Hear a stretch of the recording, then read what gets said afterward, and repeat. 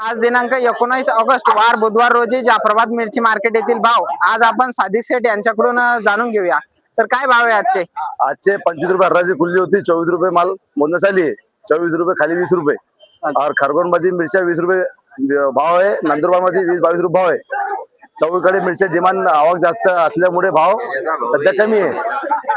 आता 2-4 दिवसांनी कधी बॉर्डर चालू झाला तर भाव सुधार नाही भावामध्ये। बॉर्डर कधी 2-4 दिवसांनी भाव वाढेल। हा 2-4 दिवसांनी कधी बॉर्डरचे परमिशन चालली 20% जरी टॅक्स कमी उराला आता म्हणणं आहे त्या लोकांचं 20% जरी कधी कमी झाला तर आपल्याकडे समजा बॉर्डरची डिमांड अजून येईल समजा तर मिरची भाव 30-35 होईल आपल्याकडे। किती 4 ते 5 दिवस लागेल का? 8 दिवस लागेल 8 दिवस। आता सध्या काय पोझिशन आहे, सध्या काय आवक जास्त आहे आणि नंदुरबार खरगोन मध्ये 20 रुपयाचा भाव आहे।